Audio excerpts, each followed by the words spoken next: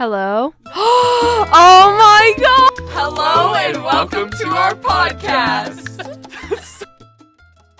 Hey, I'm Audrey. Hi, I'm Jeffrey. Hey, I'm Jediah. And we are MaMadrid Behind You.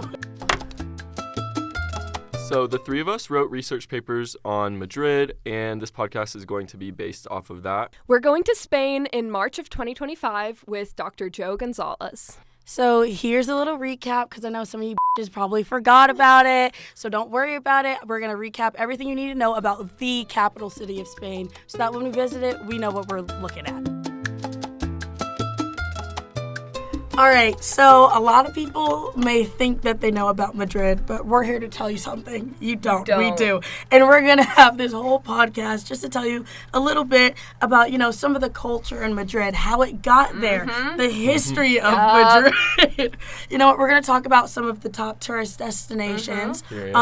I don't know, again, some of you may or may not know, but Madrid is also a pretty big place for sports. And by sports, I do mean soccer. Actually, football. So, we're going to get into that a little bit as well. So Madrid is also big on art. There is the Reina Sofia Museum. Pablo Picasso is from Spain. So, that plays a big part in the history and the culture, as well as the tourism of Madrid.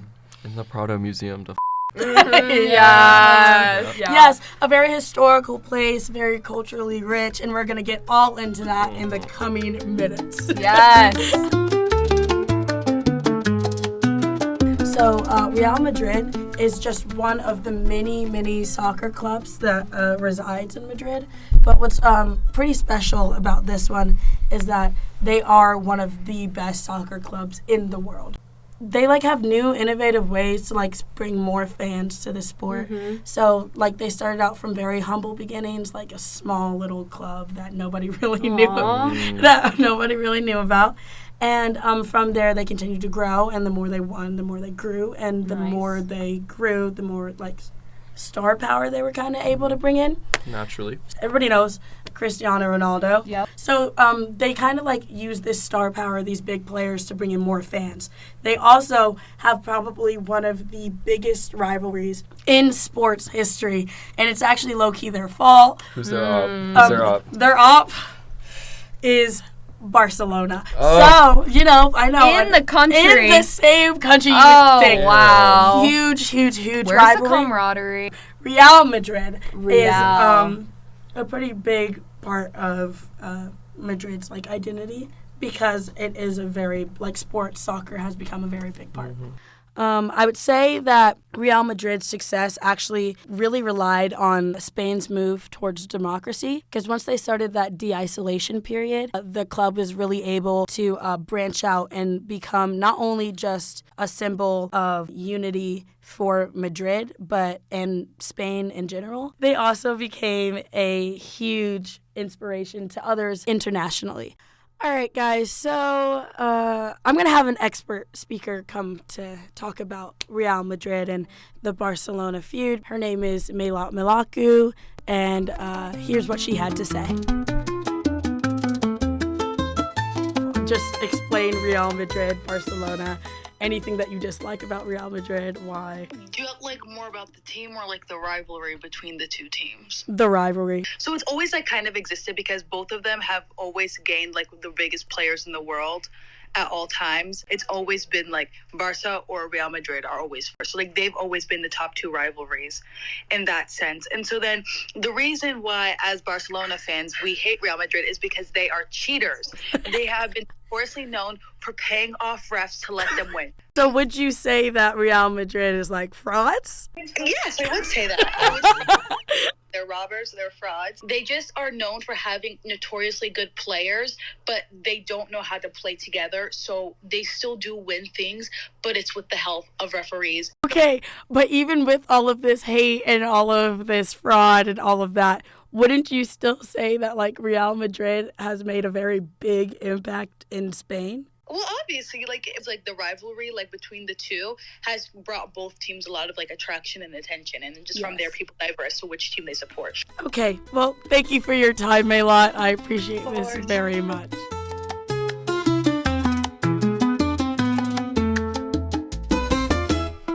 So, La Guernica by Pablo Picasso is an art piece that symbolizes the Spanish experience of war and destruction during the 20th century. It's pretty much an artistic representation of the bombings that occurred in Guernica, Spain. The historical significance and the lineage of ownership of La Guernica is the reason why the Reina Sofia Museum had to be built around it. Picasso pretty much insisted that his art piece could not be housed anywhere in Spain until democracy was restored. So, after Francisco Franco died in 1975, La Guernica was returned back to Spain and the construction of the Reina Sofia Museum began.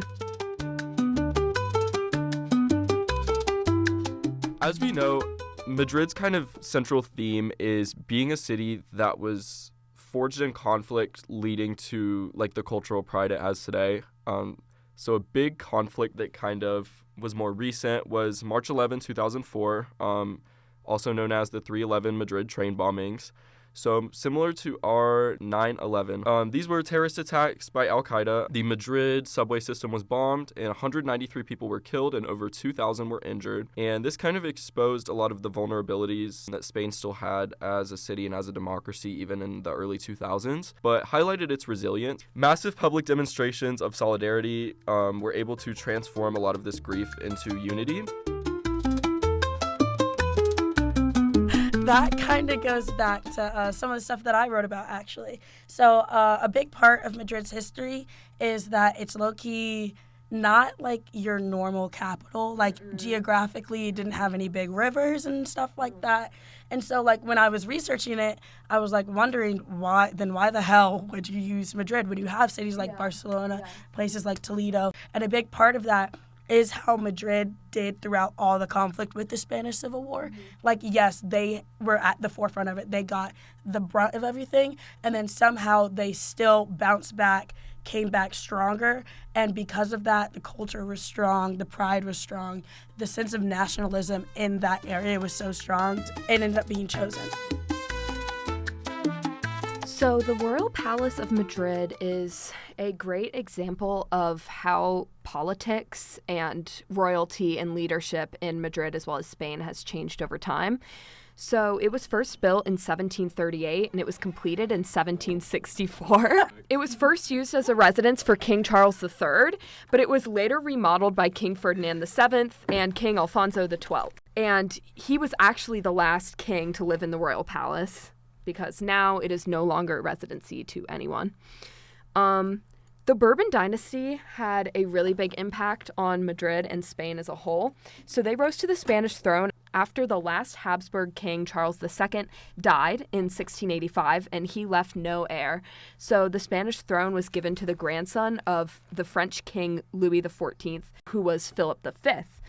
And this sparked a war. It ended with Philip V, a Bourbon, holding the Spanish crown. This shift in power influenced the culture of Madrid at the time because the Bourbons loved reforms. Their reforms included the abolition of feudal institutions, the creation of new laws, and the prioritizing of culture and education. So all of these changes impacted what the royal palace was used for. It went from being a residence for royalty to being a more symbolic place of tourism and political meetings.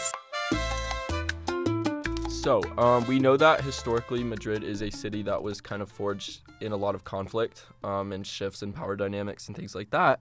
But it also has a really cool cultural and artistic history. So I'm going to talk a little bit about the Prado Museum. If you were to, visit the Prado, it is one of the capital's leading art museums with a very, very rich history. So if you wanted to kind of compare it to like the Louvre in France, it's basically at that level. There is a plethora of paintings by Spanish and European painters, and they represent a different perspective on the Hispanic artistic tradition. There's lots of great artworks there. The one I kind of focused on is Las Meninas, and it's by Diego Velázquez. Yes, Audrey's got it. This painting kind of captures the royal family in like very good detail, but it also gives a glimpse into the heart of Spanish history, so like what the people hold as still important. Like historically, the Prado has undergone a lot of conflict and like trying times.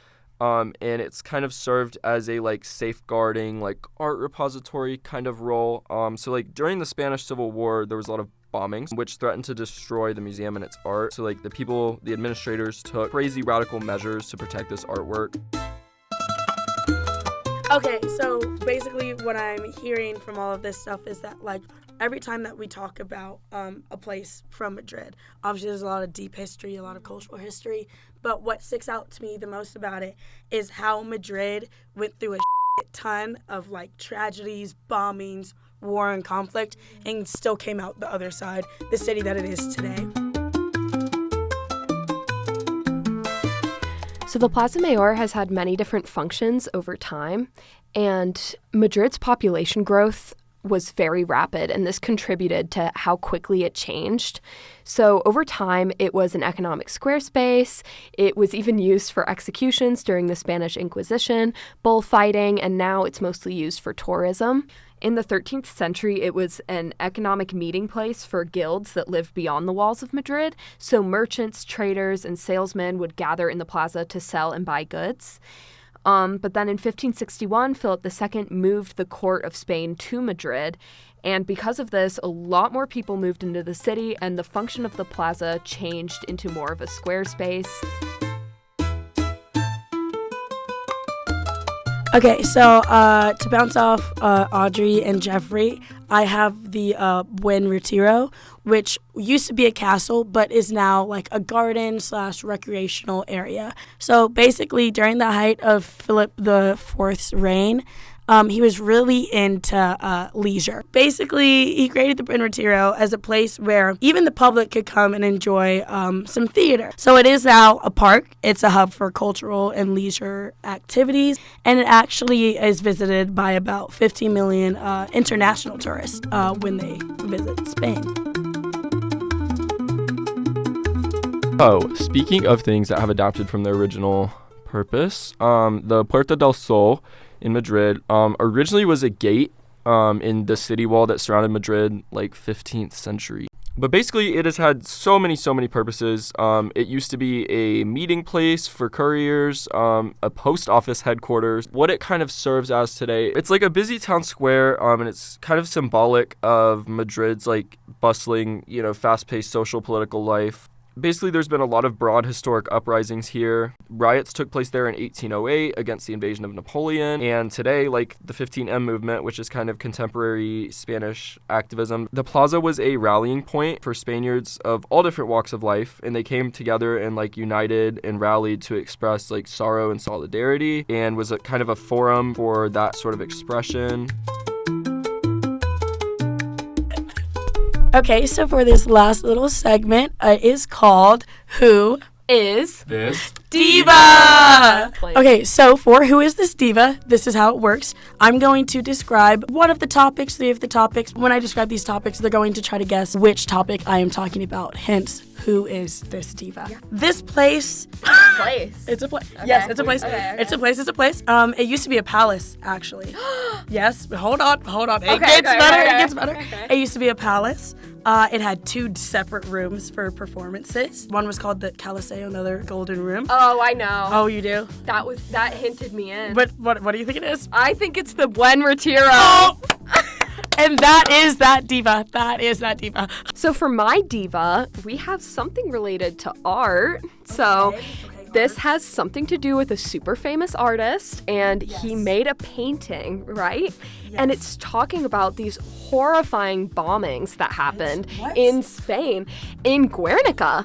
And I know. And it's really hard because like that has nothing to do with the name. Oh my god. Yeah, and so is it the Prado Museum? No, that's close though. That's close though.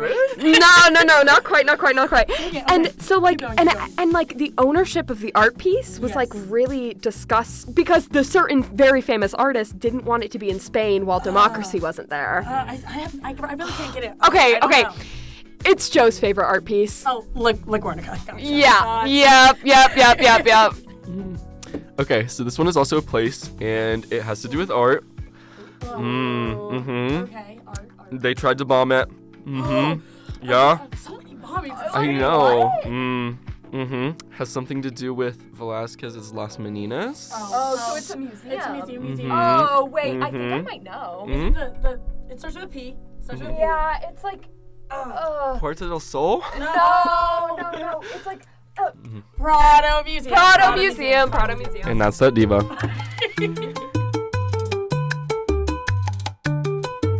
Thanks for listening to MaMadrid Behind You. Can't wait till next time when we talk about nothing else. This is actually it. Thank you. Hope you learned something. We're not. Bye. Bye.